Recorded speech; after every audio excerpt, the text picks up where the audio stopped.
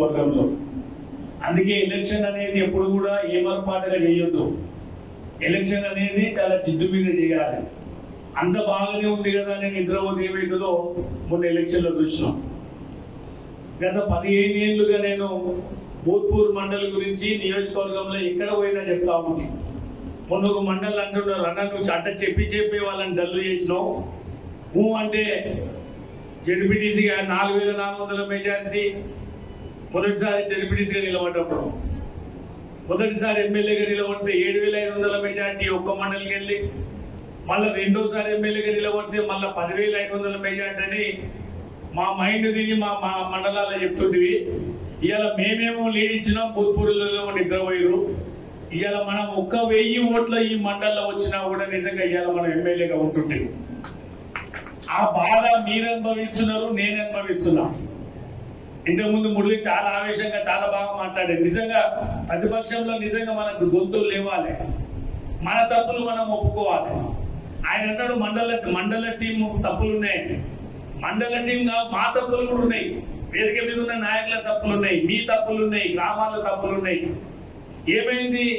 ఇంతకుముందు రాజధాని మొత్తం అన్ని పార్టీల నాయకులు మన దగ్గరనే, 80% మంది లీడర్లు మన దగ్గరనే, అన్ని రాజకీయ పార్టీలకు సంబంధించి.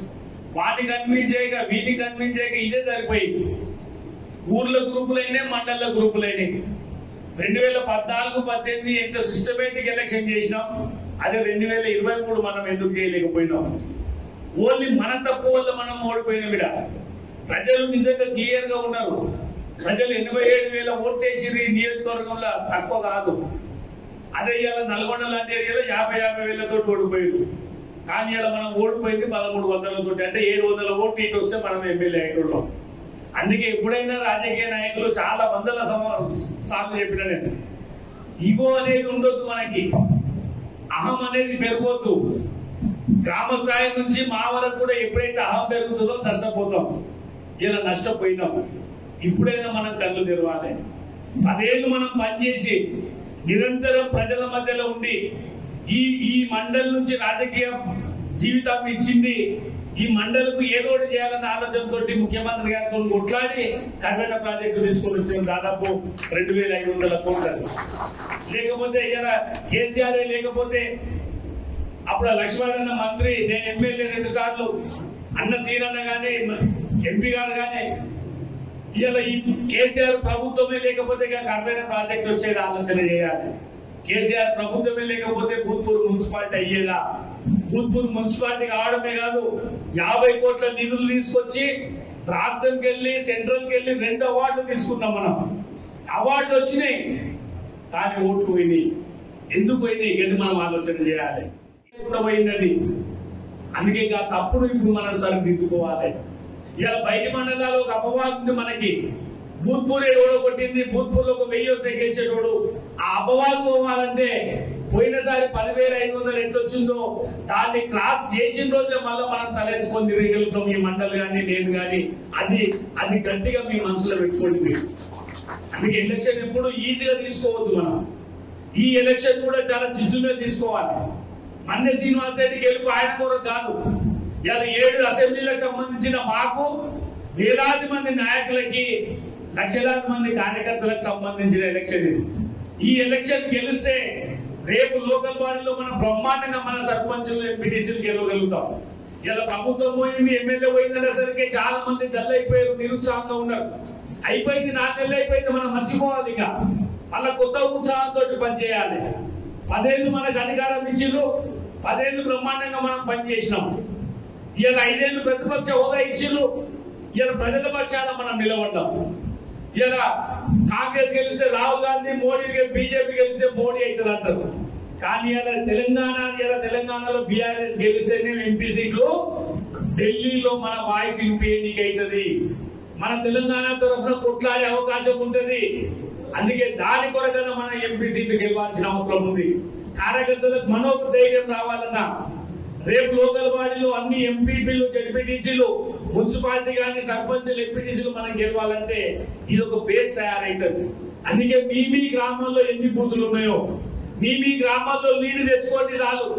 ఆ లీడే రేపటి లోకల్ బాడీలో మీకు మీ గెలుపుకు కారణమవుతుంది. మేము ప్రతిపక్షంలో ఓడిపోయినాం, కానీ మీరందరూ గెలవాలని మేము కోరుకుంటున్నాం.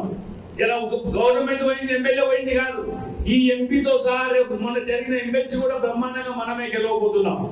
ఎమ్మెల్సీ గెలిచి ఎంపీ గెలిచి పోయినసారి 100% మన నియోజకవర్గంలో ఎంపీపీ జెడ్పీటీసీలు సర్పంచ్లు ఎట్లా ఇచ్చిరో రేపు మీరు అందరూ నా కుర్చీలో మీద కూర్చుంటే మీకంటే ఎక్కువ నేను సంతోషపడతా. ఇక వేదిక మీద ఉన్న ముఖ్య నాయకులను సంతోషపడతా. అది గెలవాలంటే ముందు ఇప్పుడు బేస్ తయారు చేసుకోవాలి. అందుకే సింపుల్ గా రాజేంద్ర అన్న చెప్పింది ఏంటి రాదు, ఏంటి మనం పోయినసారి 200, 300 మంది తిరిగినాం.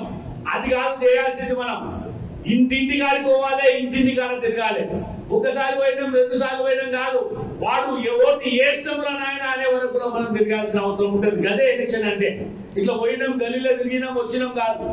నాకు మొన్న రఘు అని మన కేటీఆర్ గారి దగ్గర మీటింగ్ చెప్పినప్పుడు నా తరఫున సర్పంచ్ చెప్పిండు, మొదటిసారి తిరిగితే చాలా నెగిటివ్ అనిపించింది, 30% కూడా లేకుండా మా ఊర్లో. అటువంటిది 7 సార్లు తిరిగినాం ఇల్లు, 900 ఓట్లు పోలైతే 180 ఓట్ల లీడ్ తీసుకొని వచ్చింది ఆవుడు. మొన్ననే ఆవుడు పోయిన నేను. అంటే మనం చేసే పని మీదే ఉంటది. అదేవిధంగా మున్సిపాలిటీకి సంబంధించిన ముఖ్య నాయకుల సమావేశానికి ముఖ్య అతిథిగా వచ్చినటువంటి పార్లమెంటు సభ్యులు, మన పార్లమెంట్ అభ్యర్థి అన్న మన్నె శ్రీనివాసరెడ్డి గారు, మాజీ మంత్రివర్యులు పెద్దలు లక్ష్మారెడ్డి గారు, మాజీ శాసనసభ్యులు అన్న నారాయణపేట రాజేందర్ రెడ్డి గారు, వేదిక మీద ఉన్న ముఖ్య నమస్కారాలు తెలియజేస్తా ఉన్నా. ఇంకా ఇద్దరు మాట్లాడేది ఉంది, లక్ష్మారెడ్డి గారు, మన్నె శ్రీనివాసరెడ్డి గారు, అదేవిధంగా శ్రీనివాస్ గౌడ్ గారు కూడా ఒక 5 నిమిషాలు వస్తున్నారు. కాబట్టి నేను మాట్లాడే కంటే ముందు అన్న రాజేంద్ర అన్న చాలా విషయాలు, అదేవిధంగా మురళన్న కానీ వసరైన దానికంటే ముందు సత్యనారాయణ, చాలా మంది చాలా విషయాలు మనం దాదాపు గంటన్నర పైగా మనం మాట్లాడుకున్నాం. ఇప్పుడు ఉన్నది ఈ ఎలక్షన్లో మనం ఎట్లా గెలవాలి, ఏ విధంగా మన కార్యాచరణ ఉండాలి, గద్దె మనం ఆలోచన చేయాలి.